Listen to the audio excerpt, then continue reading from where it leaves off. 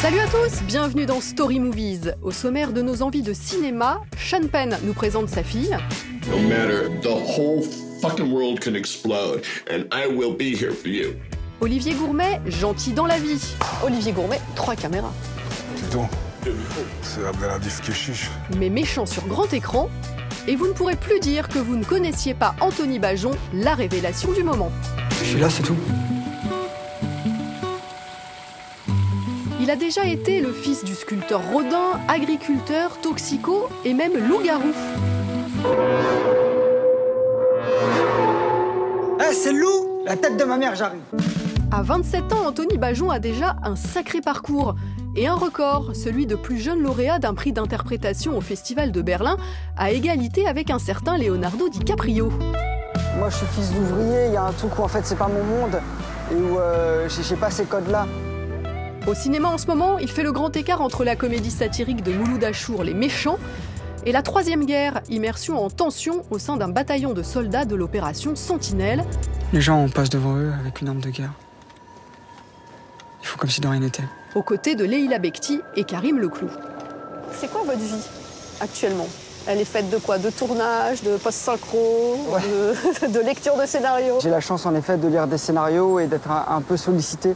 J'en rêvais, j'en ai rêvé quasiment toute ma vie, toute ma jeune vie.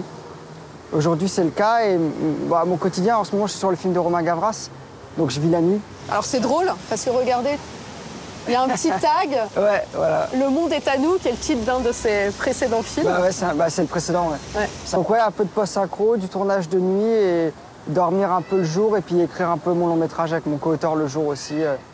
Voilà, c'est ça mon quotidien et j'attends un peu les vacances. C'est vrai que tout a commencé, vous aviez 5 ans. À 5 ans, en fait, j'ai vu au Grand Rex Le Roi Lion avec ma mère et mon frère. Et j'ai été touché, perturbé. Il y a eu énormément d'émotions et de sentiments qui se sont mélangés. Et je me suis dit, putain, mais en fait, je veux faire ça, je veux raconter des histoires. J'ai compris que je voulais être acteur, quoi. Mais c'est étonnant que ça passe par un film d'animation. Ouais, je voyais ça avec mes yeux d'enfant. Et puis, j'ai été animé par tellement de sentiments en 1h30. Et les acteurs, après, sur grand écran ou petit écran, Ils sont ça a venus été quoi les premières rencontres très vite. J'ai été très touché par Johnny Depp, Leonardo DiCaprio, Meryl Streep, Juliette Binoche. Et après, c'est passé par des castings. Enfin, vous avez cherché comment vous avez. Ça a été un peu la tanasse parce que mes parents m'ont dit passe ton bac d'abord, un grand classique des parents. Donc j'ai eu mon bac pour leur faire plaisir. Ensuite, j'ai cherché des castings sur Internet, j'ai cherché un agent, j'ai fait des photos. Et puis après, tout doucement, bah, j'ai réussi à... Mais de la débrouille, quoi, vraiment tout seul. Ah ouais, à la débrouille. Dans 1 heure et en exclusivité sur ce plateau, Carcéral sera avec nous. Carcéral, c'est 13 listes de platine et 13 condamnations. Guy Jordan, un comique célèbre. Ah ouais, j'ai vu la polémique sur l'accent de Wash. Ah, bah c'est Voilà. gentil. Et Guillaume quelque chose, réalisateur tolérant. J'arrive pas à me donner moi-même le statut d'acteur. Pour moi, il y a un truc où je peux pas me comparer à des gens... Juliette Binoche, elle est actrice. Tahar Rahim, il est acteur. Et moi, je peux pas dire que je suis acteur. Je débute. Et oui, je fais modestement ce métier. J'essaye de... Je bricole, quoi. Mais je peux pas encore dire que je suis acteur. C'est Harrison Ford qui a toujours dit qu'il était un artisan, un bricoleur. Bah ouais, mais c'est ça. C'est ça, en fait. Par exemple, on y va vraiment avec les tripes. Là, j'ai des marques parce qu'on était sur le Gavras et qu'il y a des vrais coups qui partent et que... Voilà, on essaye de se donner à fond et on est vraiment des artisans. Mais c'était quoi pour vous être un acteur? Et en le devenant, est-ce que ça ressemble beaucoup à ce que vous imaginiez? Ou il y a plein de choses que vous n'aviez pas fantasmées? Ouais, j'avais l'impression que ce serait un amusement plus que ça quand même. Là, je me rends compte à quel point ça me prend toute mon énergie, à quel point ça me réveille la nuit parce que j'y pense et que parfois ça me perturbe. En fait, ça passe aussi par un sentiment d'illégitimité. Encore une fois, c'est que quand je vais donner la réplique sur la Troisième Guerre à Karim Leclou et Leïla Bekti, il s'agit quand même d'être à la hauteur, donc il faut bosser énormément pour que je sois au rendez-vous, quoi. C'est une responsabilité, une pression que je me mets aussi. On a déjà eu des attentats au C4 en France? C'est ça qui est flippant. Je le sais, ça. Sergent! Attends 2 secondes. Colis suspect. Ça sent le rhum qui l'a vidé, qui l'a foutu là, ça. Un Rome qui abandonne un Vuitton? Je te rappelle. Pourquoi vouloir déjà réaliser? Vous êtes un jeune homme pressé? Ouais, pressé, oui. Et puis le postulat de départ, c'était de raconter des histoires. Donc la mise en scène, où d'un coup, on peut choisir le cadre, la musique, les vêtements, le maquillage, la manière dont on va filmer, la manière dont on va rythmer le film. Et c'est une autre manière de raconter l'histoire. La première histoire à raconter, elle est précise dans votre tête? Elle est précise dans ma tête, elle est déjà écrite. C'est un court-métrage qui est en production. Et je suis en train d'écrire un long-métrage, mais qui n'a rien à voir avec le court-métrage, que je suis en train de développer aussi. Mais j'en parle pas pour le moment. C'est bien. Vous voyez, le côté acteur, le côté superstitieux, vous l'avez déjà. Ouais, c'est ça, c'est ça. Ça a toujours été ça. Merci beaucoup, Anthony Bajon. Merci à vous. Restez comme vous êtes. Hein. C'est gentil. How lucky I am to be able to spend time with this grown-up and that she's willing to spend the time with me. Yeah. Le charismatique Sean Penn est un homme comme les autres. C'est un papa en pamoison.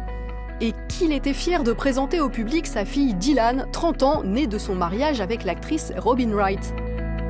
C'était au Festival de Cannes en juillet dernier pour son 6e long métrage en tant que réalisateur, Flag Day. Le récit d'une relation père-fille, compliquée, mais une collaboration visiblement idyllique. What was the best thing? Directing your daughter or playing in front of her? You know, I don't know. We have one without the other. Being able to sit across from a person and an actress and knowing that what you're saying is being listened to, because she is a great listener. It's everything that you would want in directing or working with an actor or actress. And Dylan has a particular quality of uncontrivance as a person and as an actress. And there's something that makes her unpredictable that way. Dad, what do you do? What do you mean, what do I do? I mean, for a living, what do you do for a living? You know what I do for a living? I'm an entrepreneur. My skill is opportunities. I mean, watching him direct was always fascinating to me because he's so in control and knows exactly what he wants down to the minuscule details. And I think as someone that's aspiring to direct myself, it was really, it's like being in a class. And then acting together, you know, our first scene was in the Chinese restaurant. And I was really nervous because I didn't know if I could really match him. And I think from the start, it just felt so natural and it was fun and we could really play together and improvise, which allowed a lot of freedom. When did it become obvious that you would become an actress, that it was your fate? I don't know if it's my fate. This is just a project that I did with my dad and I don't know. I don't know if I can call myself that yet. The thing is, it's that the car was for my daughter, and she changed her mind. She doesn't want the car. Yeah. No. Anyway, yeah, well, it's a long story. Flag Day relate l'histoire vraie et chaotique d'une jeune femme, Jennifer Vogel, qui doit composer avec un père magnétique, enthousiaste, mais aussi escroc, menteur et trop souvent absent. Un drame familial et le récit d'une émancipation dans la douleur, filmé dans de superbes paysages. Dad. Okay, how about 40%? 40%. You keep $3,000. Dad! Fuck! I have to put you on hold for a second.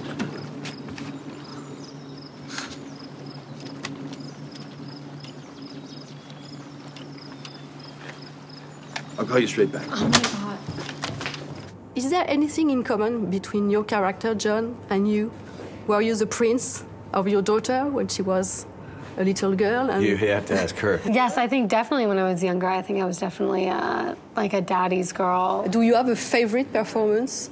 A character you played that you love? And I think it's like a tie between Dead Man Walking and Milk. I feel like he really disappeared into both of those characters. And usually I don't like watching my parents because I feel like I can see them through the character that they're portraying. And in both of those, I felt like he really was someone else and I could really watch it objectively. And I love both of those stories. And what is your favorite Sean Penn movie? My favorite is, I think, Into the Wild. So what is your mission as a filmmaker, as an actor? Look, I think that The one thing that defines a successful piece of filmmaking is if an audience can feel less alone in the end. Whether in a joyous way, a painful way, or a relatable, whatever it is. So I just hope to make movies that, at least for some people watching them, feel less alone in whatever their life experience is. C'est un acteur humaniste qui cultive toujours le même appétit pour le cinéma social depuis ses débuts avec les frères Dardenne.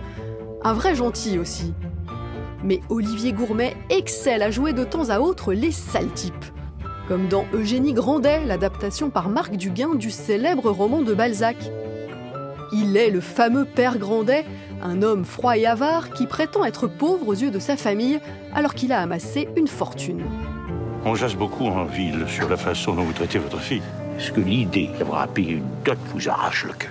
Pas un liard ne sortira de ma poche pour acheter un mariage à ma fille. Olivier Gourmet, c'est comment d'incarner cette figure tutélaire du patriarcat qu'est le père Grandet?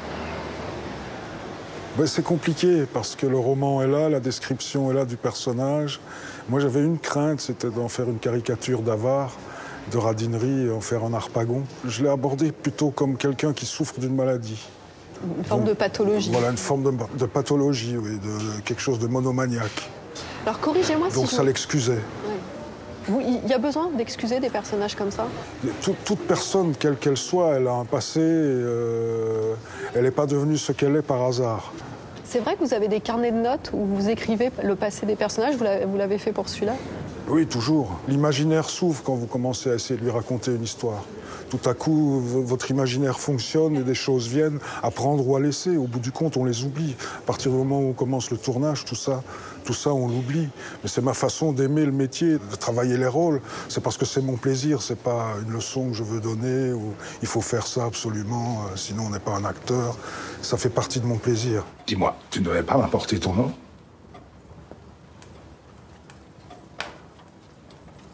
Je t'ai posé une question. Il n'est plus ici. Je l'ai placé. Placé? Auprès de qui? Placé.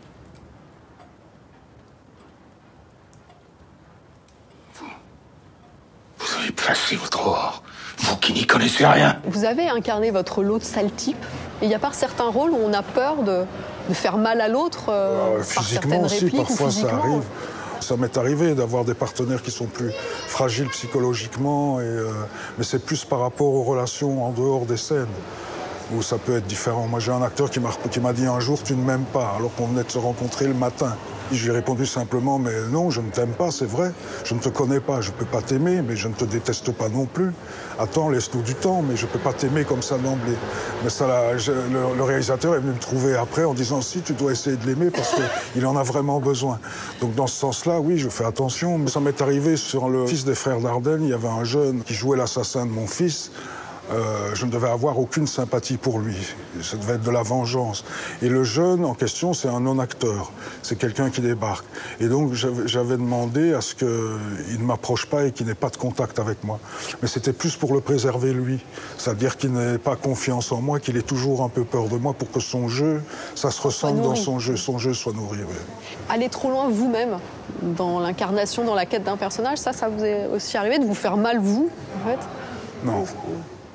Non, je fais pas ce métier pour souffrir, ni pour... Il y a des réalisateurs qui sont très manipulateurs, avec qui il faut faire attention, mais il faut imposer le respect tout de suite, dans le dialogue, etc. Et donc, parce que je pense que si on va trop loin à un moment donné, c'est parce qu'on s'est laissé manipuler. Ça veut dire qu'on a perdu contrôle de ce qu'on est en train de faire. Et pour moi, être acteur, c'est contrôler. C'est à la fois être totalement libre et aller au plus près de l'incarnation du personnage, mais ça n'implique pas spécialement tout et n'importe quoi. Donc peut-être je suis allé trop loin avec ce gamin qui n'attendait que de sympathiser avec moi. Et il a souffert probablement pendant le tournage. Est-ce que par après, en vieillissant, je me suis dit, est-ce que ça en valait la peine? Est-ce qu'on n'aurait pas pu faire les choses différemment sans jouer à ce petit jeu? Je me suis rendu compte que vous aviez tourné dans près d'une centaine de longs métrages. Qu'est-ce qui reste à explorer? pour vous, Olivier Gourmet? Et ce que j'aime découvrir, c'est les univers des réalisateurs surtout. C'est comment eux, même avec un sujet éculé, parce qu'ici c'est l'argent et l'amour, entre autres, et la condition de la femme, ce sont des sujets éculés qu'on a déjà fait beaucoup. Mais selon l'univers et la façon des réalisateurs de le porter à l'écran, de vouloir le raconter, ben c'est une nouvelle ouverture, c'est une nouvelle façon de faire pour moi. Donc c'est ça qui m'amuse et qui me titille. Il faut que tu viennes à la boum de Jessica. La semaine prochaine, dans Story Movies, Samuel Benchetrit dirige la femme de sa vie, Vanessa Paradis. Et Damien Bonnard nous bouleverse en père et mari bipolaire. Damien. Ah, les poissons. Non, on s'en fout des poissons. Ah, j'ai oublié les poissons. Non. Salut!